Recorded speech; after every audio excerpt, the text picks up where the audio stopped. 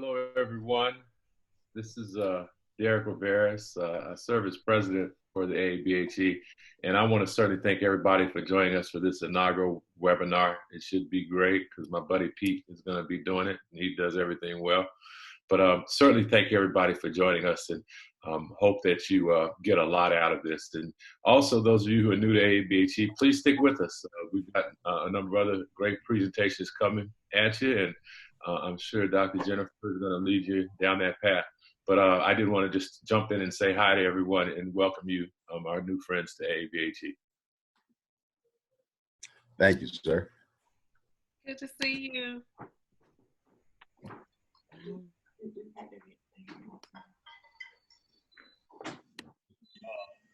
Hi, Dr. Ramirez. Well, hello, Heidi, Dr. Heidi. Heidi. Whoa. It's hard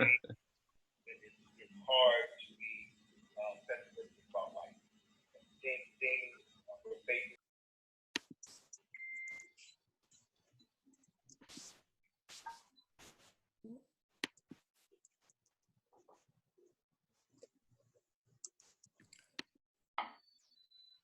Well, I don't, it looks like Facebook Live is not connecting for us.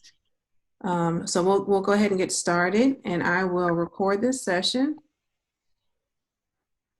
And we'll go ahead and get started with our online education series. So yes, you are in the right place. Those of you who had the coveted spots of making the cut for the 300 spaces in Zoom. Right now, it looks like we have about 128 participants and more keep jumping in here for me to admit. So I'm so glad that you all are able to join us. This is the first of many sessions of the American Association of Blacks in Higher Education's online education and engagement series. I'm Jennifer Ellis, and I am the host. And hold on just a second. Dr. Silver, I need you to hold off just a minute so I can get through my slides, and then I'm going to shift to you, okay? Gotcha.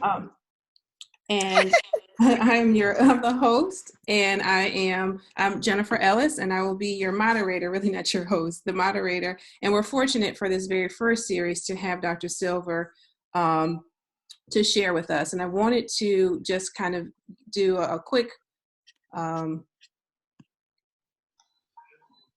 welcome to this series, and we're just so glad to have you here.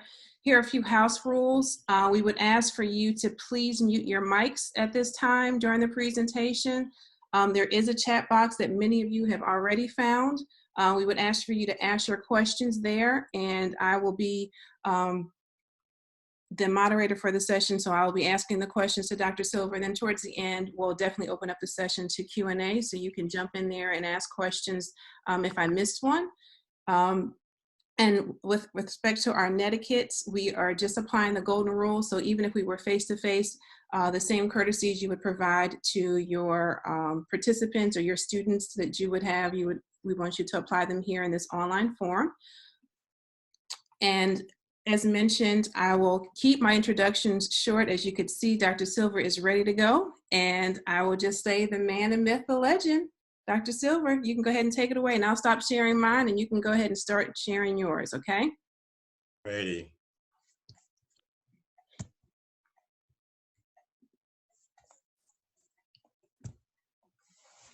Well, first of all, I want to say good afternoon to everybody. I don't know about the man, the myth, or the legend, but probably the myth. I just want to say how pleased I am today to be a part of this AABHE inaugural series. I'm delighted that the executive team of the association asked me to do this presentation. So first of all, I want to say to each of you, first of all, I'm glad that you are joined. I want you to stay safe during this pandemic, and I want each of you to follow the rules and stay as far apart from each other as possible.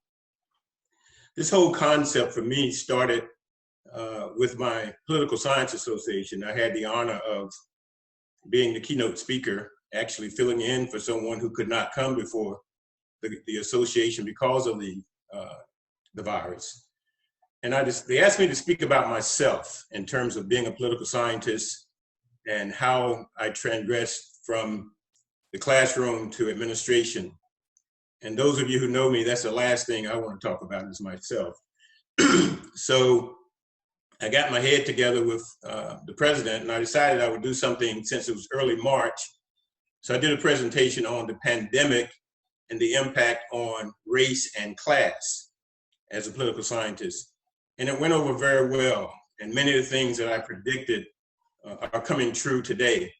So when they asked me to do this, a sub-portion of the one that I did for the American Political Science Association, the National Council of Black Political Scientists, was on higher education. So I've embellished that, and I want to thank Dr. Ellis for her technical support. Also, Ms. Jackie Singleton. Many of you know that she was my executive assistant when I was at Savannah State. And whenever I need some help in terms of creative stuff, she always come and help me. So to Ms. Singleton, I want to say thank you. Basically, as we're talking about this, as the rules have already been shared with you, I just want to share them again. With 300 people on the line, if you don't have your mics muted, it can become a problem. So please, please, please, as the great philosopher James Brown used to say, keep your mics muted. I'm just delighted. I've been a part of the American Association of Blacks in Higher Education since its inception. I am a charter member. I've been in higher education for over 40 years and have served every rank from instructor all the way up to a president. And now I have the blessings of being the president of Civil Associates. And we're coming to you today from our offices here in Atlanta. So what you see is our office. What I want to do today, I always like to start presentations with telling you what you're going to get. So then at the end, you can judge me in terms of whether or not I gave you what I said I was going to give you. So we're going to provide an overview, a very quick overview of C19. And then we're going to talk about the impact on various sectors of society. We're going to focus in on the impact on higher education, and then talk about what we've learned. And the portion that I'm really looking forward to is the Q&A. As I always tell folk, I don't know everything, but I do know what I know, and I don't mind sharing it. So here we go. As many of you remember the World Health Organization Director General saying, we cannot say this loudly enough or clearly enough or often enough, all countries can still change the course of this pandemic. And what he was saying then, of course, is if we follow the rules and follow the directions of the CDC and the World Health Organization with the social distancing, we could really begin to address this issue in real time. The coronavirus is a disease that's been around for some time, but in its present stage, the COVID-19 originated in Wuhan, China in 2009. And it's kind of interesting because the information that was shared was very limited, but the virus itself and viruses themselves have been around a long time, even as far as 2,400 years BC. So the virus is very different from a bacteria, and it has a different culture, if you will. But this one, the coronavirus, is the first of a series that is part of a big family of pathogens. This particular one, the strain, was first found in 1960. And since then, there have been about 7 different infections type, including the Wuhan coronavirus. Some of you remember the MERS and the SARS. We also know that those diseases were impactful, but not as impactful as C19. It was in December of 2019, even though we're seeing some debate about the legitimacy of WHO and the fact that maybe they had some political leanings. But the bottom line is that in January of 2020, January 30th, WHO was notified by China of the first case. And it's kind of interesting because the first case was reported in the United States in January 2020. It was a man from Washington State who had traveled to Wuhan and then came back to the United States. The interesting part is it was in March 13th, that the current president of the United States, number 45, called a national emergency. It's kind of interesting, the debate that's going on now, because it is documented that it was March 13th that he called a national emergency, but he knew in December, or actually even in November. The first death was reported in the US around February 29th. And today, according to CNN, there are over 2 million cases and over 128 deaths worldwide. Today in the United States, 600,000 cases and over 2,600 deaths. When I made the presentation to the National Conference of Black Political Scientists in the first week of March, there were only 5 cases that were reported. And this has been an aggressive virus, more so than any of the others. It can live 3 hours in the air, 4 hours on copper, 24 hours on cardboard, and 48 hours on plastic. So this is why they're asking people to take extra precautions, because this is one like no other. The bottom line, however, is that the United States and the world was not really prepared for this virus. When we look at the impact of the viruses on various sectors of our country and of our society, we see that this pandemic has just moved up, up, up. And some days we've seen it double in terms of the number of cases, the number of deaths. And no sector of our society has been immune or spared from this contagion. The country, for the first time that I can remember, and the economy has come to a standstill. I mean, this is like we've seen nothing like this before. So as we move into this situation, we're seeing that jobs have been displaced. We're seeing that activities in communities have come to a standstill. We see that the economy is just tanked out. The stock market, as I look at it every day, is taking a downward turn, and it's the lowest since the 2008 meltdown of the economy. And that's really, really significant to make that as a pin mark, because the economy has been touted as something strong for this current administration, but now we see it has tanked out. But one of the things that is interesting to me as a political scientist is looking at the supply chain. One of the things we've always said is that as a country and as a world, we're interdependent. We're interdependent. That means that one sector of the world depends on another sector of the world to exist.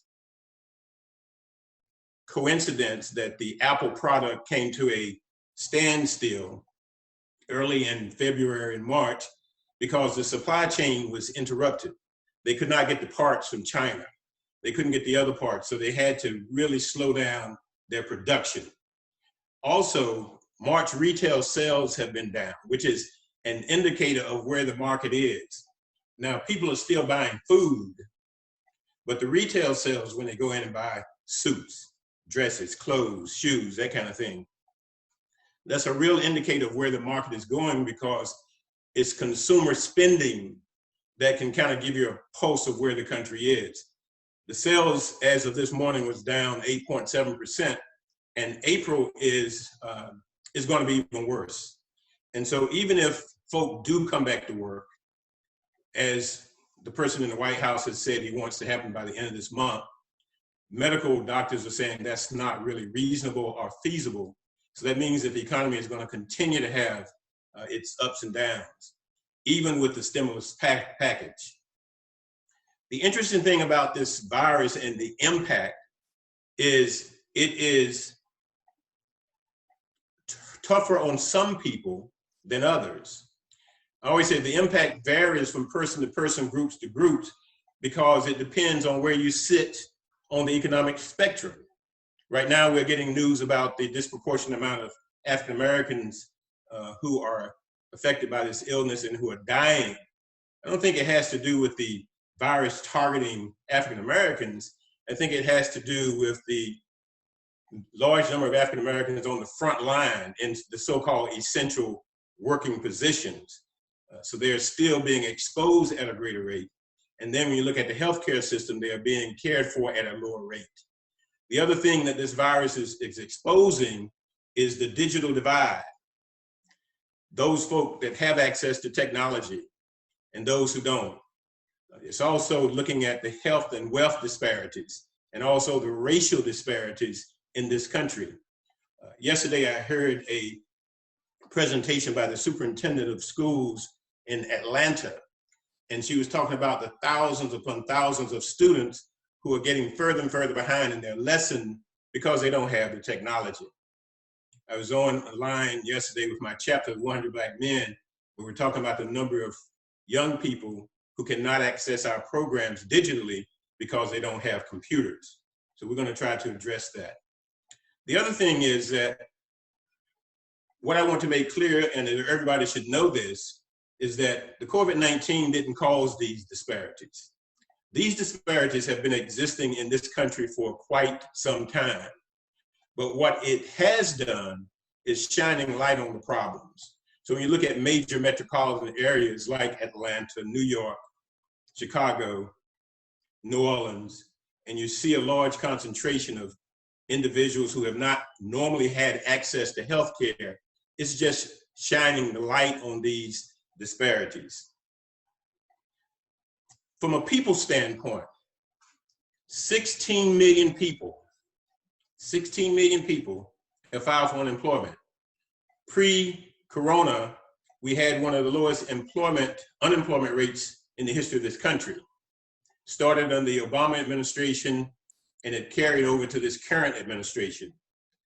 And now over 16 million people have filed for unemployment. And I'm sure that, like me, there are some people on this Zoom who have been impacted by this, who have family members who've lost jobs, who's had friends that lost jobs, people who were gainfully employed, ready to go to work every single day. And now this has happened. And I pretend that it's not going to get better after we so-called get back, because I'm not that comfortable with big businesses and those who are hiring folks. I think what they're going to try to do is to scale back in terms of who they bring back to the workforce such that they can increase their profit margin. The other thing that's very interesting about this is that when you lose your unemployment, you lose your ability to have health care. 90% of the top earners who is probably still working have sick leave, but 47% of the bottom earners do not have sick leave. And then that's exacerbated by those who have no insurance at all. So the one thing that I've been trying to share with people is to look at the impact on real dollars versus paper dollars. What do I mean by that? Real dollars are those things that you have in your pocket, where the working class people have to go and buy food, have to buy shelter, have to provide for their family. Those are real dollars. And those dollars have left the communities around this country. So it's a real impact on that particular working class group of people and poor people versus paper dollars. The paper dollars I'm talking about the super rich. They have money tied up in paper, in stocks, in money markets, in certificates. And yes, it's taken a hit. It's taken a hit. Say for an example, in the month of March, the owner of Tesla lost $9 billion with a B. But from January to March, he's still up $8.2 billion. So he's gonna be okay. The same thing with Gates and those other guys that are super rich. The 500 top richest people in the United States in the month of March lost about $500 billion. But none of them are searching for health care. None of them are searching for food or a place to live. because those are paper dollars. And when the economy comes back up, they're going to be richer than ever. The other thing that has impacted people is the mixed messages that have come from the various leaders or so-called leaders in this country. You're getting a medical message and you're getting a political message. And what we see in the daily briefings has been more of a political message than a medical message. So people are still going out trying to navigate this virus, and they do not have complete information. The real sorrow for me is the impact that the virus is having on those who are without. Many of our elderly in nursing homes, many of the folk who are in prison who have no place to go, the homeless and the frontline workers, they are really experiencing the brunt of this virus. And our prayers have to go out to them, and our resources have to go out to them. So if you can make contributions to them, I'm all for it. I've already indicated that African Americans have been disproportionately impacted.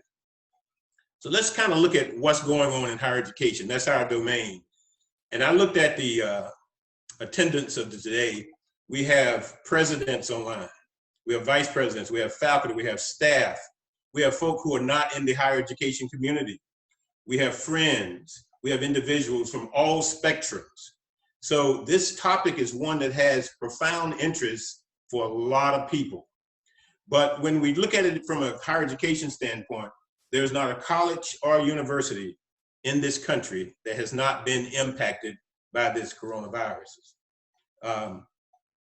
When you look at the total operations of a campus, whether you're talking about the day-to-day operations, just keeping the buildings open, from a financial standpoint, instructional standpoint, from services, all of them have been impacted.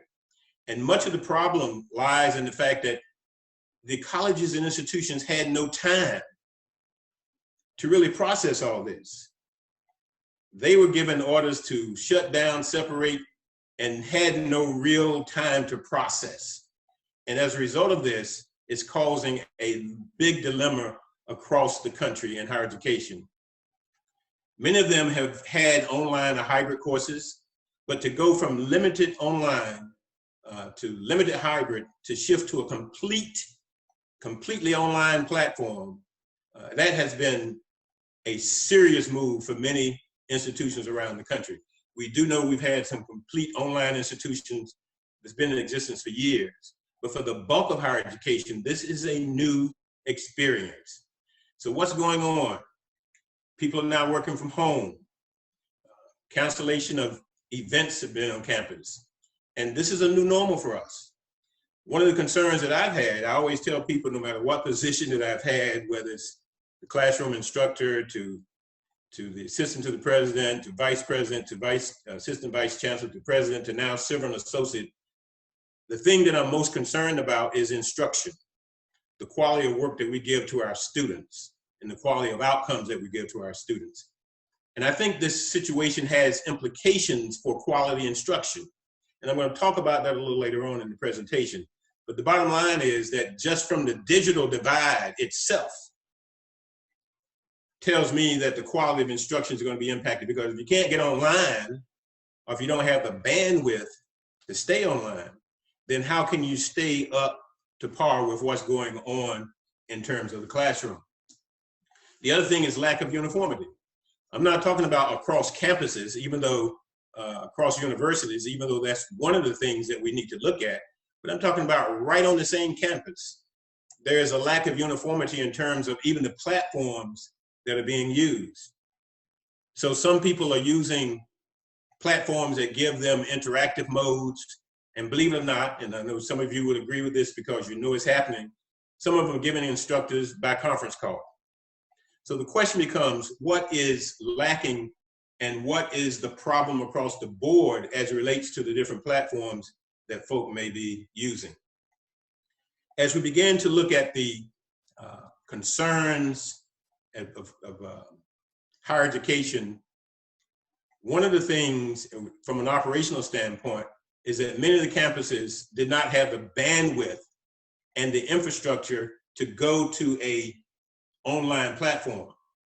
So many of them had to use resources to build the infrastructure as they were trying to transition from face-to-face to online. As a result of this, you're going to have institutions that are going to have operational deficits for this fiscal year.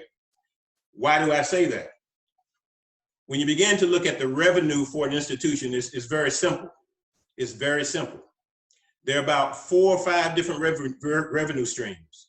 One is tuition and fees. And that comes in September, August timeframe. Then you have another that comes in January timeframe. You have grants and contracts, you have gifts. But the bottom line is that the biggest piece that comes is tuition and fees. So those funds have already been booked. But new expenses, unforeseen expenses, are going to be coming into the universities and colleges between now and June, the end of the fiscal year, and beyond. These are expenses that have not been booked. The revenue is finite right now. So you're going to have finite revenue, but the expenses are going to increase. And so by fiscal year end, many of the institutions who've been operating in the black will be in the red. The other thing that we've done, or that has occurred in this pandemic, is that we've asked faculty to go from a face-to-face platform to an online platform. And we have on our campuses, many of our older faculty, and I'm not trying to throw shade on anybody, I'm just trying to tell the truth. We've had some older faculty who have not been comfortable with using technology in the classroom. So now we've asked them to transition from on-campus face-to-face to completely online, and in many cases with little to no professional development. So in that scenario, who do you think is going to suffer? It's going to be the students. The other thing is that the financial and digital divide has caused a serious situation on campus, not only in terms of the access to the technology, but I've been talking to some of my clients around the country, and what they're telling me is that they still have some students on campus, even though the campus is closed. Students had no place to go. So they stayed on campus. Not only does that create a liability for the institution, it creates an additional expense because these institutions are taking care of those students who have chosen to stay on campus. And sometimes it's not a choice. So now they have to be fed. They have to be monitored. They have to be protected. And so even though the campuses are closed, you have some who have students in the residence facilities. And from a moral standpoint, you can't let them suffer. So now those expenses are going to be borne by, guess who? The institutions. The other thing is that if you look at the higher education platform, enrollment was being challenged anyway for a lot of reasons. And now we're going into fall semester with this pandemic, and institutions aren't being able to use their traditional engines for recruiting. It's going to have a direct impact on enrollment. Enrollment has a direct impact on the financials. We've already said that institutions are going to be experiencing deficit funding for this fiscal year on top of lower enrollments for the fall. It's going to be like a big tsunami on these campuses. The other thing is many institutions were thinking about rolling out new programs, some of them online, some of them just in terms of fields that would make the students more market ready. Because on many campuses, curriculums are outdated. And as a result of that, campuses are trying to update these curriculum, but now that's going to have to be delayed because in many cases, the rollout means more library resources, more faculty resources, and more equipment. They're not going to have the money to bring those programs online. So now they're still behind the curve. Campus tours are just not going to happen. Yes, you can recruit online, and some of you have seen your virtual platform for recruitment, and you're doing an outstanding job. But we also know that many of the campuses make the sale face-to-face, and that's not going to happen. So it's going to have a direct impact on recruitment, direct impact on the numbers, and direct impact on budgets. The other thing is campus security is still a big concern. One, because I told you some students are still there. Some campuses are asking, quote unquote, essential people to come on campus. But here's the thing that breaks my heart. No matter what situation that exists in society, whether it impacts a few people, a lot of people, there are still sectors of society that would take advantage of the situation in a negative way. We're hearing of the scams that are going on as it relates to this virus, where people are trying to get older people to give up Social Security numbers or Medicare numbers. So unfortunately, the criminal element is alive and well, and our campuses have to be protected because they're easy targets. Quick sales of equipment, computers, smart boards, and things of that nature. The other thing is that during this process, supervision of personnel is a huge challenge. Say, for example, you're a department chair, or you're a dean or a provost, or even a president. How are you adequately, and the word that I'm using is adequately, supervising the personnel who are working from home? Okay? Some people who work from home, they are workaholics. They don't even stop for dinner, lunch, or breakfast, as my wife tells me. But then there are others who are not that fully engaged. It's hard for them to get out of that bed and give themselves 100% on that particular day. How are you supervising and assuring the quality of instruction? And that's going to be important later on with the accreditation folk. We're going to try to talk about that in a few minutes. So what's happening? Right now, students are asking for refunds. They're saying, we're not on campus. We're not eating. So we've already paid our tuition, our room and board. But we want our money back. And morally, they should get their money back. Ethically, they should get their money back. But that money has already been booked. And the money from the housing is used to service loans that in many cases restructured or rebuilt the residence facility or the new facility. The bills still have to be paid. And there is an algorithm that shows how much money you get from your resident facilities in order to service your loans. Some students are asking for tuition refunds. They're saying, this online instruction is not getting it for me. I'm not getting the same quality that I got. So I want part of my tuition. The other thing is that many of institutions have had to increase their technology costs because they just weren't ready. Having been a provost, having been a vice president, having been a president, I know that around the table when it gets tight, the first thing people start wanting to cut are library resources and technology pieces. And that's the worst thing you can do. But now people are having to ramp up the technology and they don't have the money for it. So those costs are going straight up. The other thing that's going up is the line of credit and debt. What many of you may not know is that for a large portion of the institutions, the money runs out in around April. But expenses go all the way through June. So what do? They go to their local banks and they get a line of credit. A couple of $1 million to make it over the summer between June and September because no money is coming in. So they go to the banks to get a line of credit, and then as soon as tuition and fees come in, they pay that line back. But unfortunately, institutions are now having to go to their banks and get a line of credit for this pandemic, as a result of this pandemic, and then they're gonna have to go back and get a line of credit to make it from June to September. And with enrollment going down, it's gonna be very, very tough for them to make those payments when it comes due in September. The other thing that is happening already in real time, budget cuts.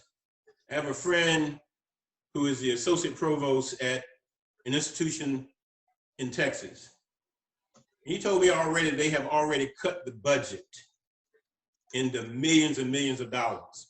The loss that they felt as a result of this pandemic already has been $100 million. The endowment has taken a downward turn. So anything connected to endowment has been scaled back or cut out altogether. New faculty hires, no. New programs, no. Travel for faculty when they come back, no. Positions have been frozen. And when you get back to campus and have that fall institute, they're going to tell you about furloughs, they're going to tell you about layoffs, because it's going to be real. The money is just not there. And this is very interesting because a lot of time faculty and staff, when you hear budget cuts, they get concerned because they're not looking at the bigger picture of the university or the college. They're looking at it from where their vantage point is. And what I'm encouraging faculty, staff, and everybody to do is to take a broader view of this and look at the impact on the total campus. But for the campus, you don't exist anyway. So be a little patient. The other thing is that auxiliary funds are going down. Some of our institutions have conference centers, hotels. No money is coming in from those sectors. None, zero. Zero. Auxiliary funds with regards to sporting events, gone. Food service, gone. Research dollars and revenue from research is going down. Giving is going down. People who normally give, they give because their portfolio is thriving. But I've already demonstrated to you that the market is way down. Retail business is 8.7% down. These folks don't have any money to give. And that's going to impact the institution. The cash flow is going to be a huge problem from this point to December. And it's like we used to hear when we were coming up, you have to rob Peter just to pay Paul. And at the end of the day, both of you are going to be broke. Private schools and HBCUs are feeling the steam even more.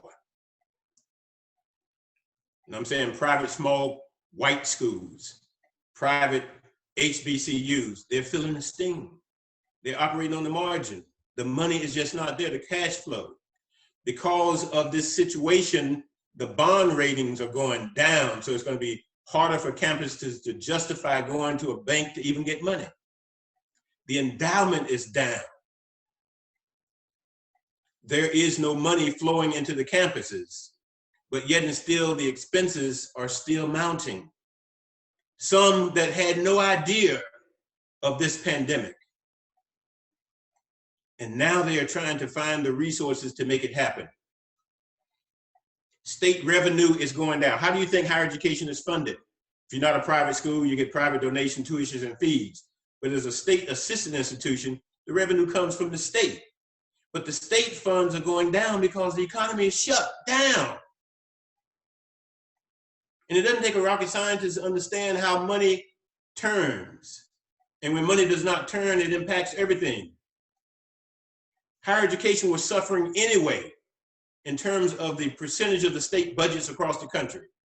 Over the last 10 to 15 to 20 years, the percentage of the overall budget for higher education has, the percentage of the state budget of higher education has been decreasing for the last 10 to 15 years.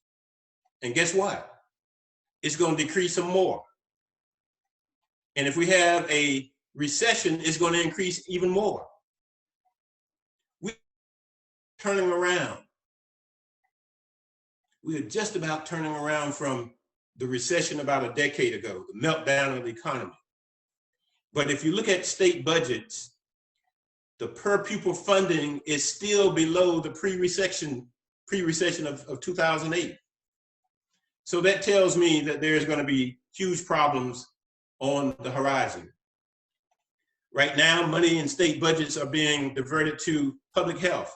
And I don't have an issue with that because you got to take care of what's immediate. But the point I'm making is that we may never see those dollars again. We may never see those dollars again. We may never see those dollars again.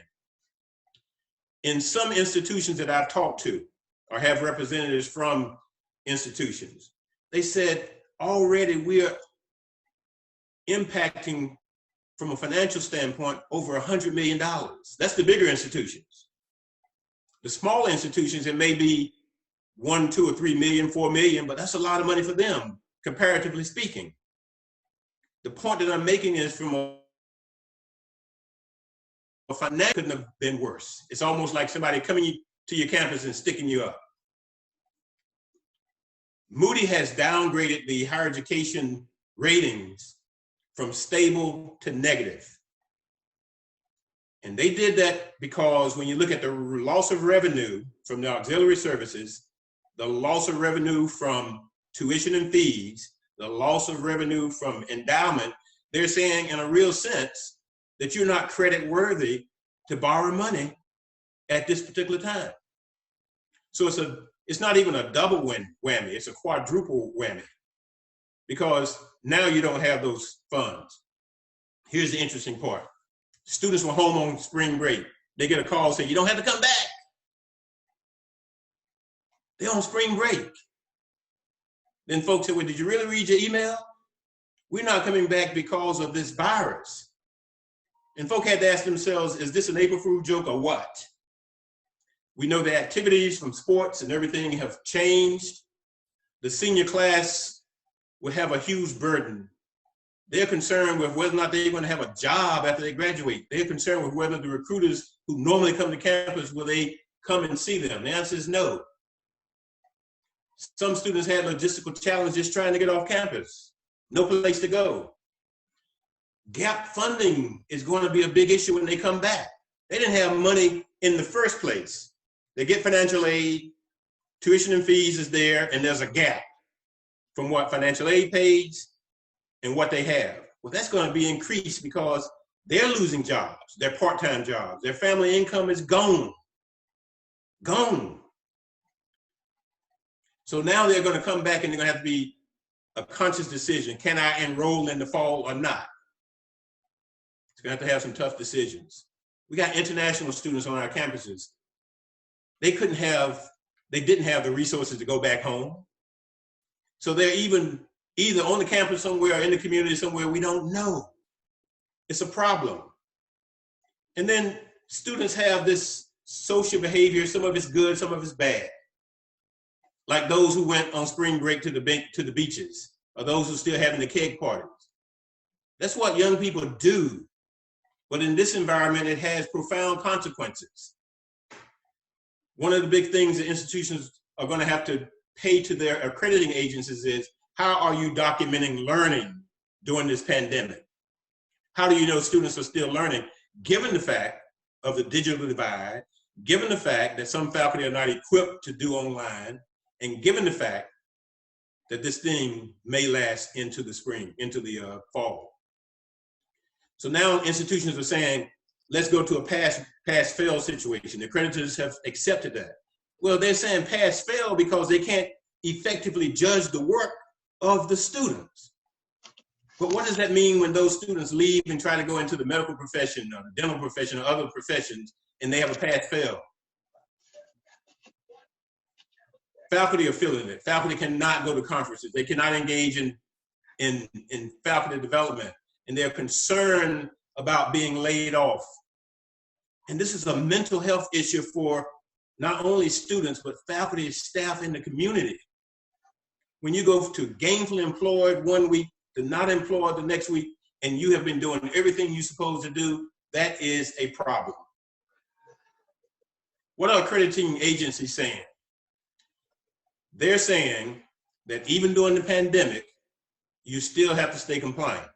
You may show different ways of doing it, but you still got to stay compliant with the standards. But the accreditors have been working with the institutions. They have approved the pass-fail grading. They have looked at how you're calculating your credit hours, saying, okay, let's do that a different way.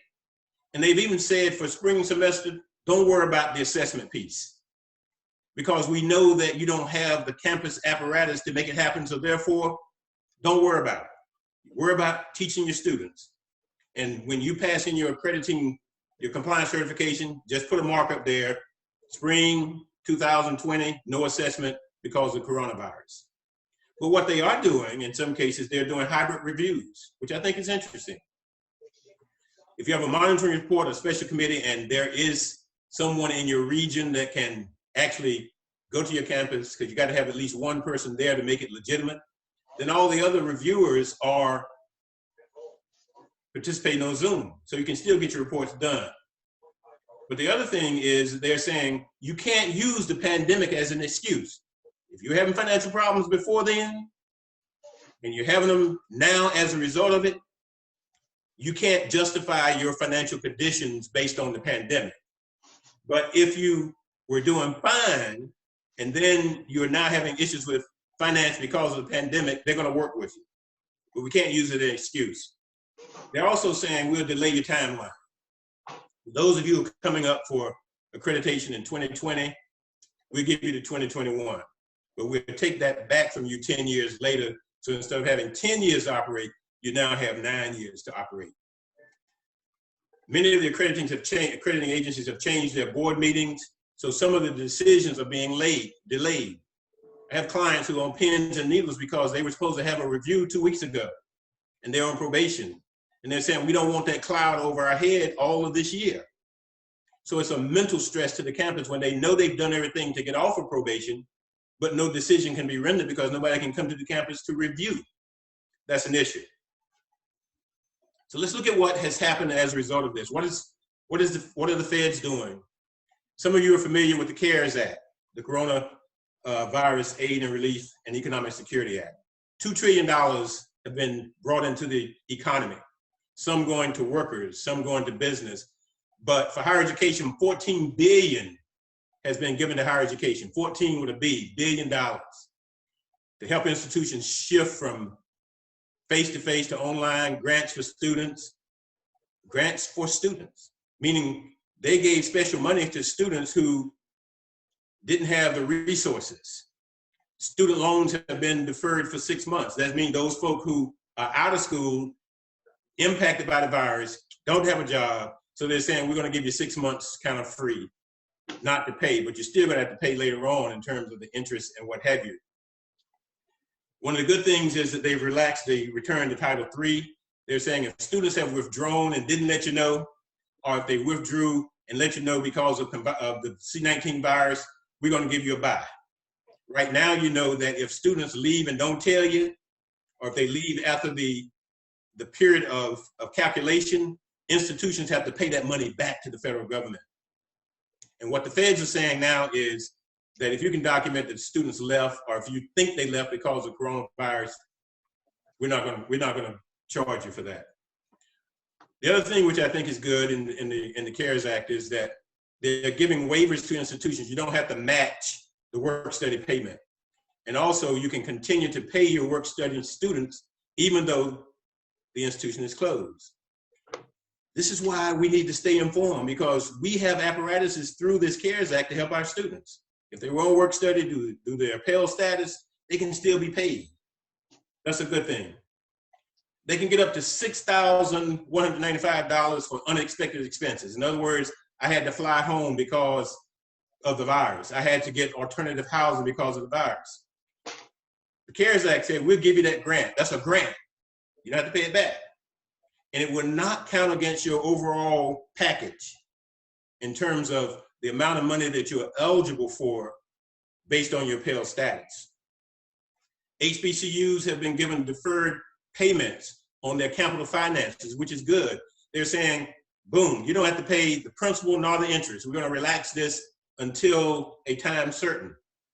What I'm hoping that they would do is the same thing they did with Katrina. They relaxed it, and then 10 years afterwards, they forgave those expenses. Hopefully they'll do the same thing here. It's not a given.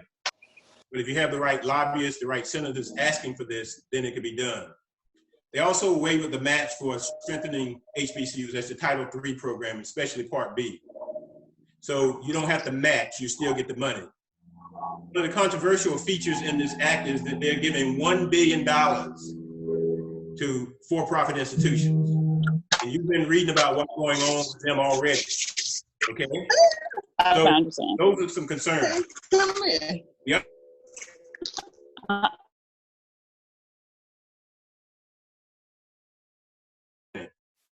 This is going to have profound implications because they might just look at this as a way of doing business going forward. Teaching grants have been forgiven. If you're teaching in a low-income place, even during the pandemic, you can get your waivers for the grant, the forgiveness for the grant. The other thing is that Title IV issues in terms of withdrawing, I talked about that earlier.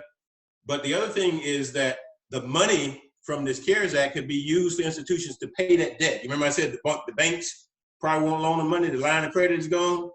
Within this $14 billion, they could use this money to pay for salaries, debt, refunds to students, and building the online access.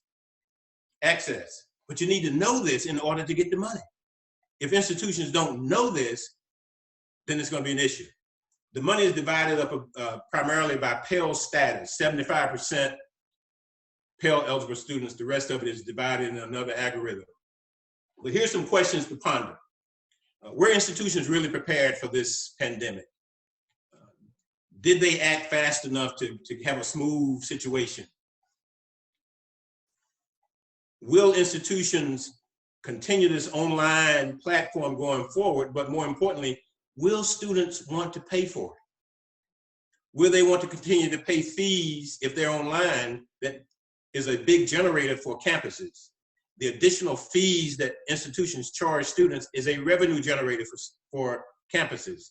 Students may say no more of that. One of the big questions, and can't talk about it now because of time, but we need to have a separate discussion about whether or not the tuition model for campuses have run its course. Do we need a new model in higher education?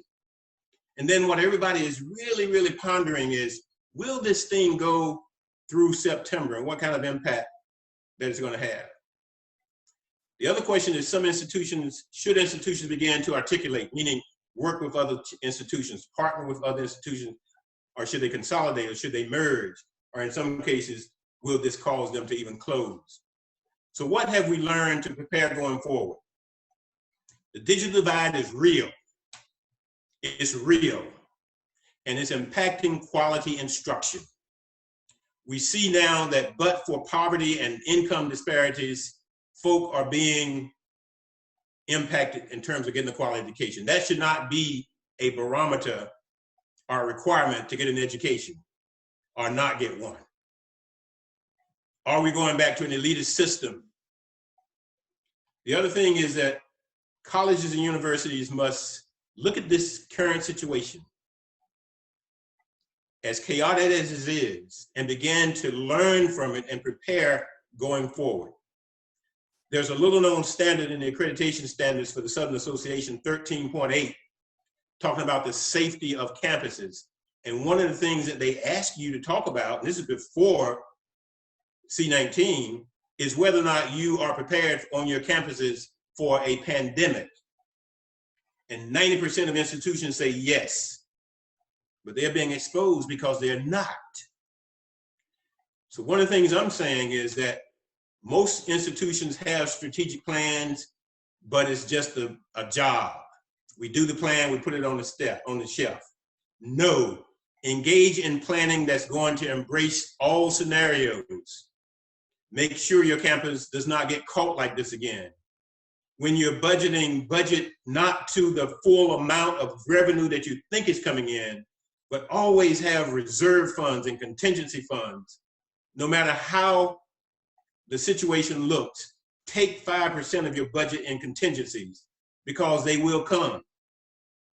The other thing is that yes, it does cost a lot of money, but you've got to invest in the technology. Whether it's on-campus technology or now the platform for online, institutions cannot decide not to put money in technology. It's a must. When you get back to campus, be prepared to hear the speech. And even if we don't go back to campus, be prepared to hear the speech from the president. Ladies and gentlemen, faculty and staff, budgets will be cut. The problem will be is that if they don't make the decision in real time, it's going to exacerbate the situation later on. So let's have the frank discussions even now about the impact financially and make the right decisions now, because the longer you wait, the tougher it's going to be. This is new for some of us, for some of the campuses. And it may be time to have a new discussion about how do we deliver education. Does it really require someone to be sitting at a desk for a certain amount of time, of 15 weeks in a semester? Or should we go to a competency-based kind of operation where once you decide and declare and can demonstrate that you have gotten the competency, you can move on? What we have learned from this pandemic is that seat time is not that golden. It's not that golden anymore. It's not the gold standard. So institutions are going to think about this, and they're going to adjust academic calendars. They're going to say, maybe we need to take advantage of the time between summer, spring, and fall, and winter semesters. Then here's something I know is controversial, but let's keep it real. Institutions that's already on the margin, that don't know if they're going to exist today or tomorrow, they might have to rethink this whole thing about their existence and go into an articulation agreement or consolidation, or merger, or closure. I mean, that's been done for years. Houston Tilson, for an example, Bethune-Cookman, for an example, Clark Atlanta, for an example, Carnegie Mellon, for an example. Mergers have gone on a long time. But we have to get off of our ego stools and say what's best for the students. If you're living on the margin and you're impacting student learning and student outcomes, it's time for us to sit around the table and ask the real question. If we got institutions 10 blocks from each other, across the street from each other, and both of them struggling, let's put our egos aside and ask what's in the best interest for students. Also, we know that STEM research is good, but we now know that we need more social science research and ethnographic research to have foundational research for times such as this. The other thing that this virus is exposing is that if there ever was a time for great, innovative, and forward-looking leadership, this was the time. But even without coronavirus, we should have great, innovative, and forward-looking leaders. It's not about the leaders, it's about the institution.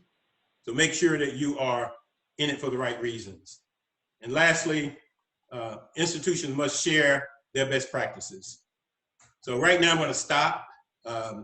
We started about 10 minutes late. So we're trying to gain that time back, but I do hope we have time for questions. And so at this particular time, I'll turn it over to Dr. Ellis to kind of marshal us through the questions. Thank you so very much for this time. And thank you all for, thank you, Dr. Silver, for just helping us better wrap our minds around the impact of COVID-19 on higher education on all facets. As one of our guests stated, that there was so much included here that we could have had separate webinars and online education on just maybe one of your slides could have lasted the whole session. True. Thank you. And so even the questions that we do have are pretty lengthy. But before we go to the Q&A, we wanted to definitely plug AABHE and invite you all to join and become members. There was a question, and somebody from AABHE who's over membership could better address that. Are there different tracks for those who are not in higher ed but still want to be members? And so there may not be a specific track that they're looking for, but is there a general place for them to join and something that they can connect to as well? And the answer is yes. The answer is yes. All they have to do is go on the website. They have the different categories of members. You do not have to be a member of the association or a member of higher education to be a member of AABHE. We encourage everybody to do so. And I wanted to also make mention that this session was actually being powered by the University of Tennessee at Chattanooga, our Zoom platform, and also done in partnership with Indiana Associations of Blacks in Higher Education. Dr. Silver, if you do have time, there is a list of questions that I have. I Okay, have so what I'll do, and for those who can't stay with us longer, what we'll do is we'll go ahead and continue on, and the session is being recorded. Once the recording is rendered, I'll download it and upload it to our Facebook page. So I know many have asked, is there a way to share the slides? We'll share them that way. I'm not sure if Dr. Silver, if you want to share your actual PowerPoint slides, but the recording will actually be posted online for you all to review. So Dr. Silver, can you see the slides? I'll erase the first question because I could answer that one, but the rest of these are. I'm gonna put my glasses on. Okay. No, I'm gonna read them. I'm gonna read them. I can see. I can see. I'm just kidding with you, Dr. Evans. I tried to make the font not as small, but the first one is, do you believe medical and I added vet schools because I saw that was combined, will be able to enroll for their fall? Is that the first question? Yes, sir. Okay. Do you believe medical vet schools will be able to enroll? I think they will, but I think, again, with the pass fail and that senior year is going to be an issue for them. But everybody's being impacted by the viruses, so they're going to have to make adjustments too. They can't be just stoic in terms of their responses. They're going to have to be a little bit more flexible and look at the body of work that students have done versus maybe that last semester because they got a pass-fail grade. So yeah, I think they're going to still be admitting students. But let me say this, your letters of recommendations now become even more important because they are the ones that can separate you from the other students, okay? Okay, our next question, why not have a universal, you kind of caveat into that, the universal pass, but somehow provide grades that students were on track to get before the pandemic if students are in the medical, dental, and mental health professions? Yeah, and I agree with that, but here's the deal. You still have to be responsible for the body of work. You still have to be responsible for the learning outcomes. So if you had a capstone course where many of those things were going to be reinforced, for an example, that might be an issue. But I do believe that institutions are going to work with you. But just to say you were ahead of the game when this started, so therefore we're going to give you a pass. No, I still think you're going to have to document the learning that took place during the pandemic. Okay, our next We're relying on you to read the questions, okay? Sure. With private institutions, we are still seeing an increase in enrollments. What is the probability of students attending if the institutions remain online in the fall? And some institutions have already started making decisions to stay online for the fall, or even, I know some are doing a hybrid. The first half of the fall will be online, and the second half they're trying to bring students back on campus. I've kind of been noticing increases in some privates, not all. I do think that this pandemic will have an impact on the ability for students to pay. Private schools are normally higher than state schools. And so now you got that tuition cost and families are unemployed. Students don't have the money. Some of them may choose not to enroll. Now, something that I didn't mention, and I know that the presidents on this screen, on this Zoom, are going to have a heart attack when I say this, but it might be time to look at tuition rollbacks. I had one institution that I was working with my business, and they had some issues financially, and I sat down with the president and said, have you ever thought about tuition rollbacks? And of course, he said his board would never accept that. But guess what? He convinced his board of it. They made the decision. In a year and a half, their enrollment has surpassed everything that they've had in the past. They were able to meet expenses. So I think you got to figure out what's your price margin and whether or not you have a tuition overload. And even if it's a small percentage, it's a psychological impact when you tell students and parents that I feel your pain, and as a result of that, I'm going to roll back tuition. Private schools can do that more agilely than state schools. State schools have to go through a whole spectrum of things to get that done, but private schools can pivot quickly on that. Yes, ma'am. Okay, and the next question is and what is appropriate for a university to pull money from, when is it appropriate for a university to pull money from their endowment? What are the financial restrictions? That is a very, very good question. Normally, endowment, you have what we call an endowment policy. And the policy simply says that you never should touch the corpus, but you can spend up to from 3% to 5% of your earnings. Okay? The board of trustees normally set that model. Some institutions have gone up to 7%. As a rule, accreditors and bankers and everybody do not want you to borrow from your endowment.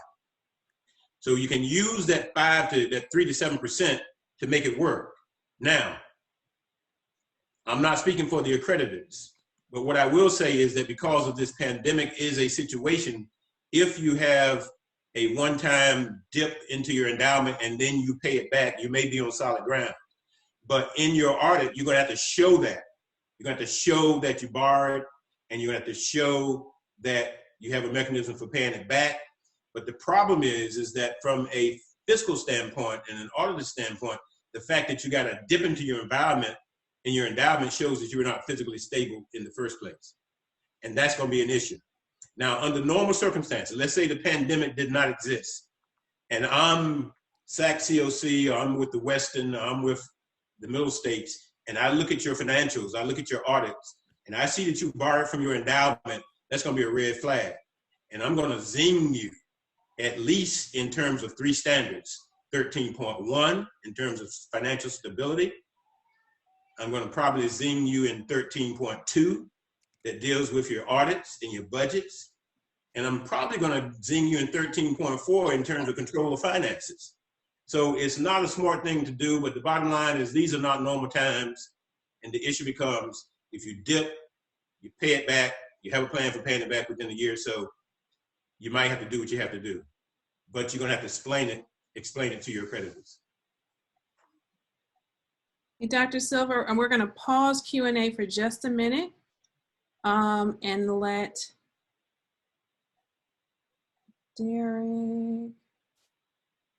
go ahead and give a brief talk. Derek, Dr. Rovers, do you want to speak for a minute? And Dr. I wanted to, sure, let me go ahead. turn this down over here.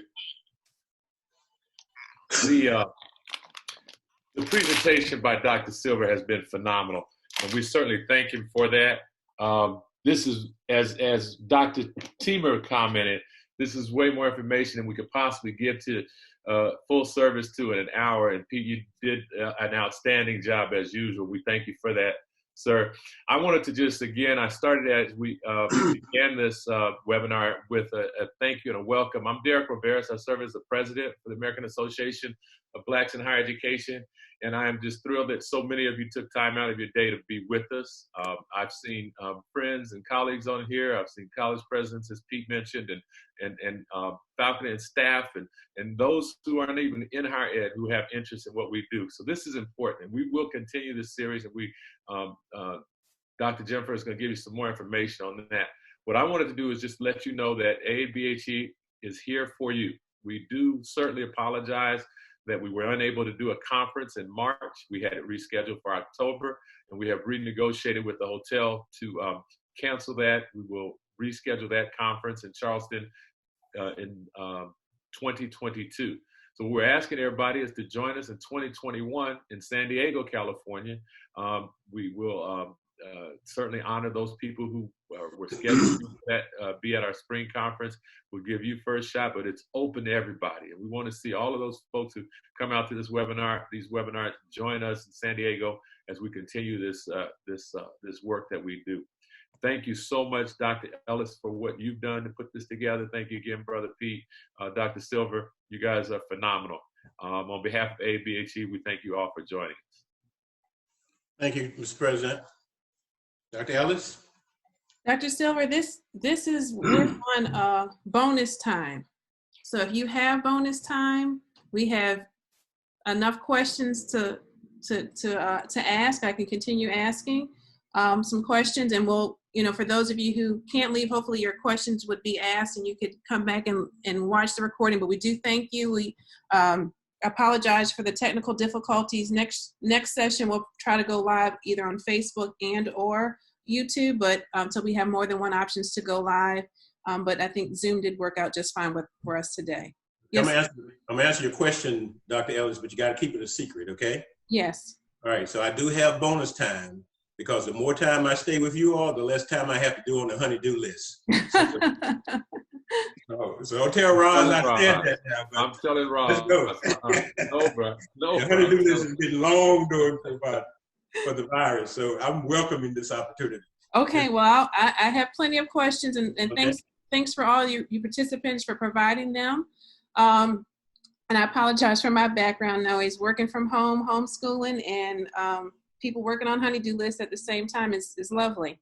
How can institutions prepare to be able to provide laptops to large numbers of students if there are future rolling stay-at-home? If there's future rolling stay-at-home orders? Some people mentioned Chromebooks, and then there was also chats about that Chromebooks aren't robust enough to handle some of the needs for some of the disciplines. So I see a couple of presidents on the line, and they know that sometimes in difficult situations, you have a finite number of dollars to work with, but you can move money from one sector of the budget to another. Say, for example, you know that traveling is not going to be happening right now for them or for anybody else. Presidents have travel budgets, vice presidents have travel budgets, faculty have travel budgets.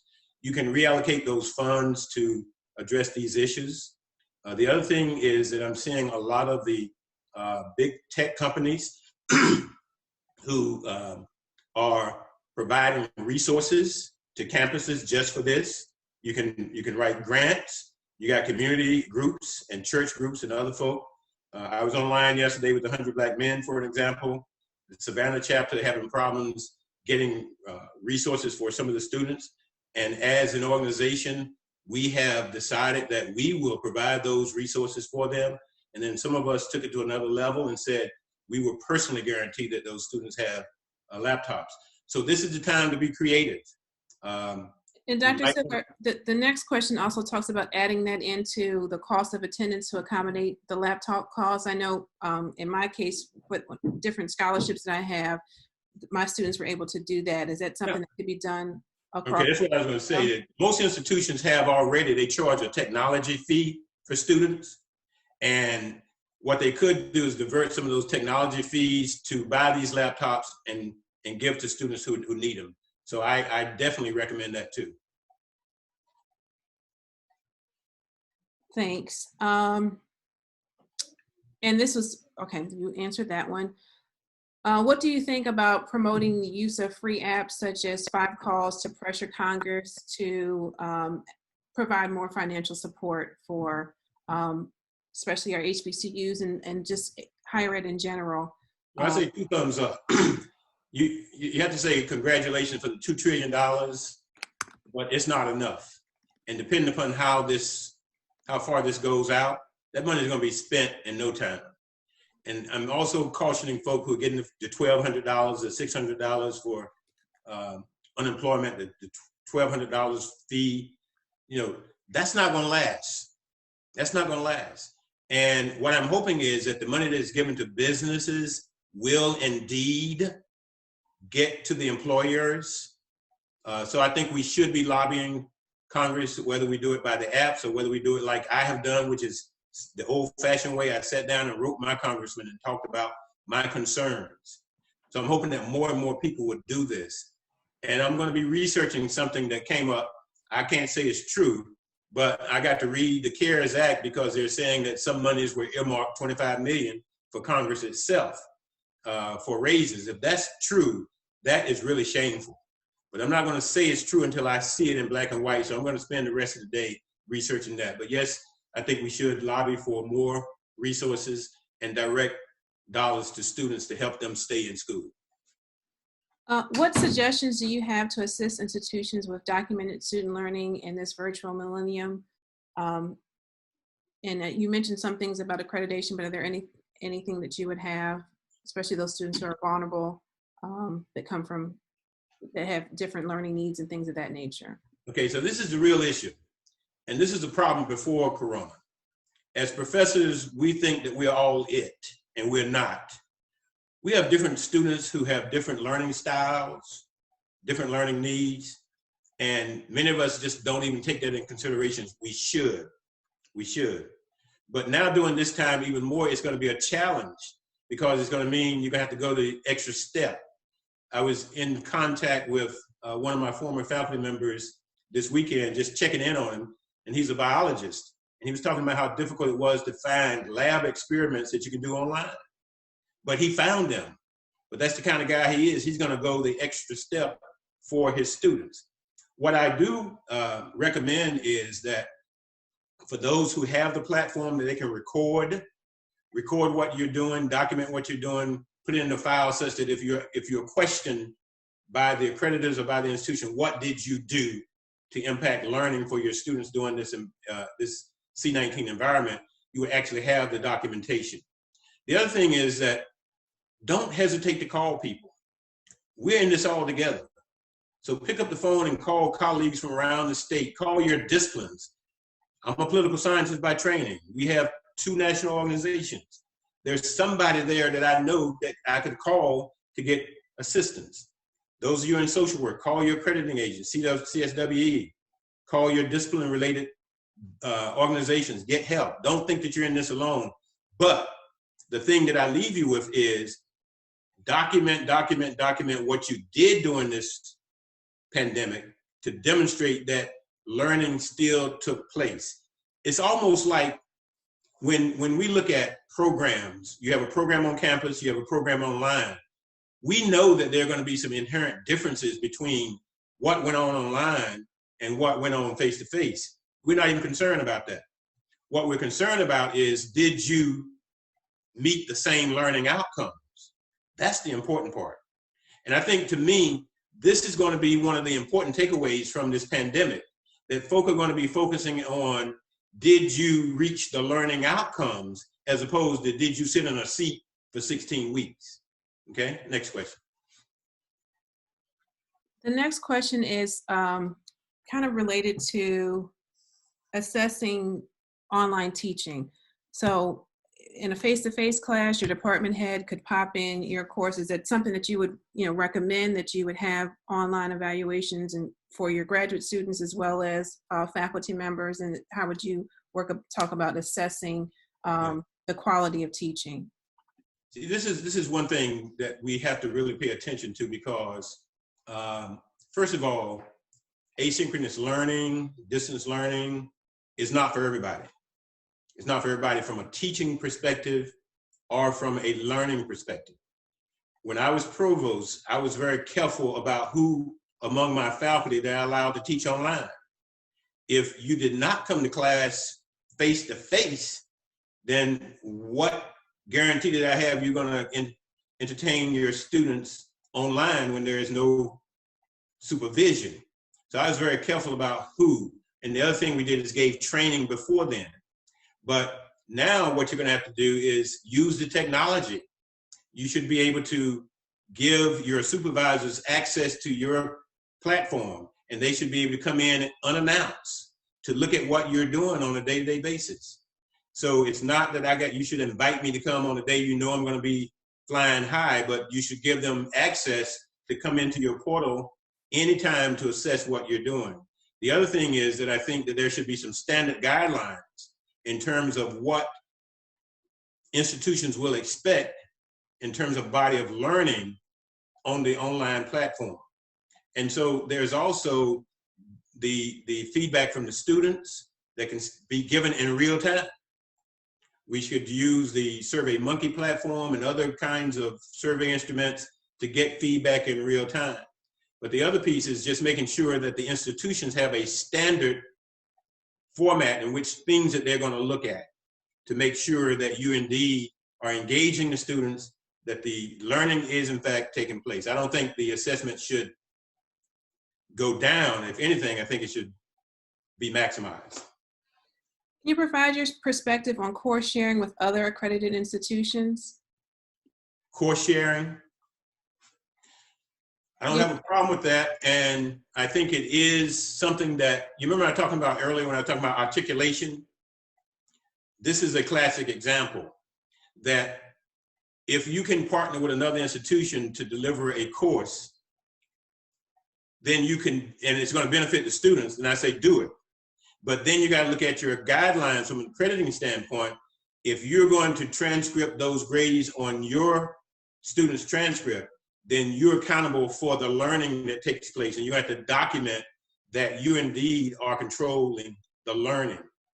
The other thing is that depending upon how long this goes on, you may have to, if it's across the board, across your institutions, you may have to contact your accrediting agency to let them know and to notify them. But in terms of just general course sharing, people do that all the time.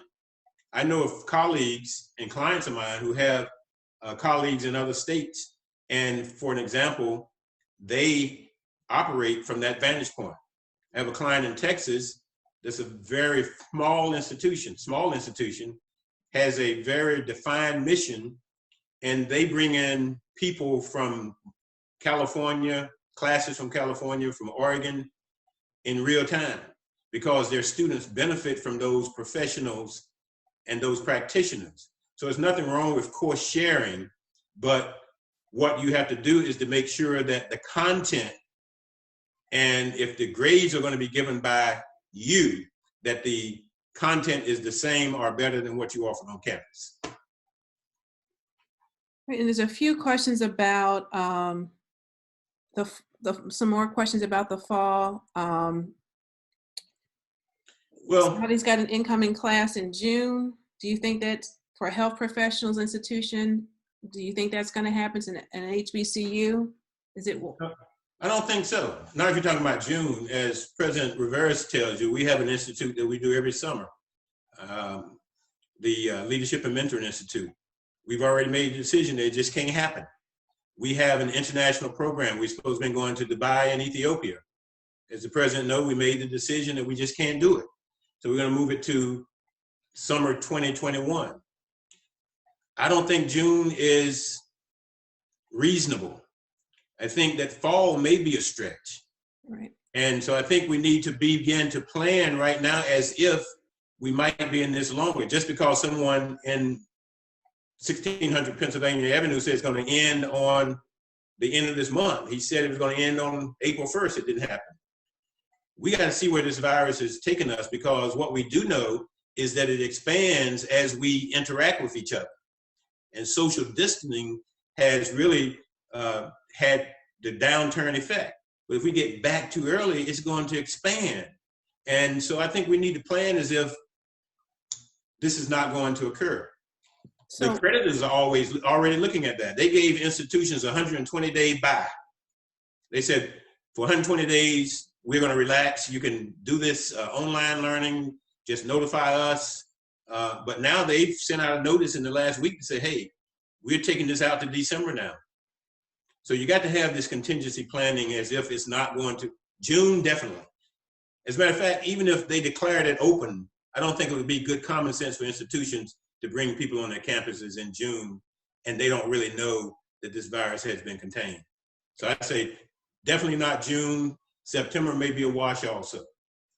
And someone asked about, should universities advise institutions to plan for the fall, use petty cash? What do you think? And then, you know, how do you think the fall will look? Will we have scanners for students as they come into buildings, you know?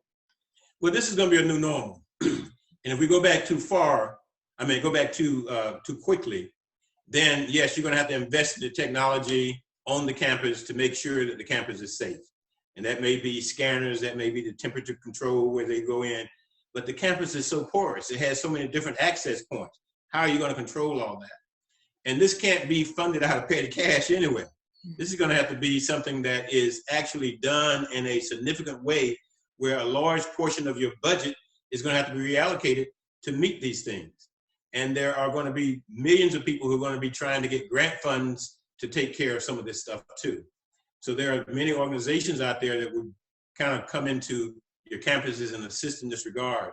But I do believe that this is the time where financial people, the presidents, the provosts, and all the thinking heads are going to have to get together to say, okay, this is not normal. So therefore, we're going to have to reallocate different portions of our budget to address this particular issue right now. Great. And then our last question, we're trying to have a hard stop in about a couple minutes after you answer this one. We're looking at students. How do we, student success and involvement and engagement outside the classroom? What suggestions do you have to keep student engagement, creativity, innovation in those areas to make sure higher ed is still relevant and we don't rely too much on what we did in the past, but help us to think differently about what higher ed looks like in student engagement and student success? So one of the questions that have been toyed around is, because we have gone to this environment, does it mean the demise for higher education as we know it? And my answer is no. But it does mean that we should take some serious looks at what we've been doing. I think just as we use the platform for teaching, we can use the platform for engagement of students in terms of their activities. But the main thing I think you should use it for is to check in on your students, to really see where their mental health is, to see how their physical health is, and their financial health, because these are stressful times. As I say, we have many of our own family members who've lost jobs as a result of this, and it's stressful. And all people are not going to have parents that can come in and kind of say, okay, we're going to help you through this downturn, because some of the parents don't even have the jobs anymore. And so what we're going to do is be a little creative. I think that even in terms of now, as you're looking at online education, and say for an example, in terms of student services for the Southern Association is section 12.1 of the standards, when they talk about student support services, academic support services. And you have to demonstrate that you have these things that are consistent with your mission and the population that you serve, okay? So then in that same standard, it asks you, how do you provide these services for your online students? So what it means is that you can provide the services, but it may not be the same way that you did on campus. Let's just take advising for an example. Student comes into your office at a set time, you do the advising, boom. Well, on the platform, it could be just like we're doing now. It could be a Zoom meeting, or it could be a chat. It could be a Facebook live stream. We use the technology to advise students, so you get the same content, it's just different in terms of the delivery mode. The same thing with, it's not going to be 100% matched up to what you do on campus, but I think you should take the time and the effort to innovate, to say, okay, how can we get a close proximity of what we're doing to make sure that our students are safe, make sure our students are learning, make sure they need the services they have. Say for an example, students who are deficient in math or deficient in English, there are electronic platforms that you can get tutoring in real time. And in some cases, it's live tutors. So the institutions are just going to have to do their research to make sure that they can get that online assistance to provide for their students. So let me say this before we close. I was excited to do this. As I said, it started with the political science. And on Friday, believe it or not, the Political Science Association is going to have a national discussion on the coronavirus at 3 o'clock. I think it's on National Conference of Black Political Scientists in COPES. So some of you might want to check in on that. Tamika Wilcox with Caraway and Associates have been helping us with this, and she's been doing the registering. And so when we started this, we were saying, well, how many people are we going to have? And I said, well, it doesn't matter. If we have just Tamika and myself, we'll still do it. But we have more than Tamika and myself. We have hundreds of people who have signed up for this, hundreds of people who wanted to and didn't and couldn't. We tried to get the Facebook stream, but I understand that with the good offices of Dr. Ellis, this is going to be taped so other folk can take advantage of it. But let me say that I am humbled and pleased that you took the time to come into this Zoom session to hear this presentation. I'm honored that the association asked me to do it. I'm delighted that we were able to have the time to make it happen. And I'm just thrilled when I see the many faces, some I know and some I don't know. But thank you, thank you, thank you for coming into this platform. And if Dr. Ellis will allow me to share again, I want to show you one last thing. Are we good? Dr. Silver, if you could, as we go into this new normal, what characteristics would you say those in higher ed at the present chancellor, chief operating academic officer, what do you think that the skills that they need moving forward, these top characteristics that these folks should have or that we should have as we move these campuses forward? Okay, and after this, I do want to show that last screen. Yes, please. Okay. As you know, on the one slide I talked about, when we were talking about going into the new normal, what have we learned from this? And I said we're going to need great and innovative and forward-looking leaders. And some of you old school folk who went to churches like I did, we had a little song that you say, if we ever needed the Lord before, we sure do need him now. Mm-hmm. I take this a different way and say, if we ever needed innovative and forward-thinking leaders at our institutions, we sure do need them now. So they cannot be locked into the old tradition. I started out by saying many of our campuses have outdated curriculums. So we send our students to these outdated curriculums and then we put them into a job market where they do not have the skill set to even be employed. Many of my clients hear me talk about the term market-ready students. Market-ready students. That means that when they leave your campus, they're ready for the market. And if you have leaders, whether they're presidents or provosts or vice presidents that's stuck in a time warp from 50 years ago, then they need to go. I'm just gonna say that, okay? I'm just gonna say that. And if they're not looking at this in terms of a student-centered environment, what I'm seeing at some institutions, not all institutions, is that we're getting people who don't have a clue. And so, say an example, as we look at from an accreditation standpoint, we see institutions in financial situations, and I see some of my colleagues from SACS on the line. They'll tell you, you don't get in financial situations like this overnight. You may have a situation where you have a pandemic now, but let's take the pandemic off the table and you see institutions struggling financially. That does not happen overnight. It takes at least 4 years. So that means that some people are asleep at the wheel. You got to have people who understand finances. You have to understand relationships. You have to have folk that are technology savvy. But also you got to have leaders who are smart enough to put people around them that's smarter than them. You don't have to be the biggest person in the room or the smartest people in the room. A lot of people talk about my career being successful. My career was successful because I put smart people around me and I gave them the resources to do their work. So it wasn't a surprise that when I called Jackie Singleton today and a couple of weeks ago and say, hey, I'm doing this presentation, I got the content down pat. I need for you to help me with the look. And she said, I got you. You hire competent people. You respect them. You give them the necessary tools to be successful. And then you work as a team. And then if it fails, guess what? You take the blame. But if it succeeds, you give them the credit. It works every time. It works every time. In your last slide that you wanted to share with us, we appreciate it. And thank you for the extra bonus time.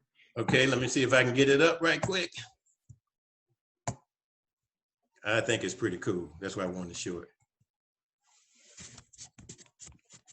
It's not letting me advance it. But anyway, for whatever reason, it's not showing. But anyway, it simply says, thank you for Zooming with me today. And so I just want to say thank you for Zooming with me today. It's been a real pleasure. And if you have questions, I know I'm opening myself up here a little bit, but this is me.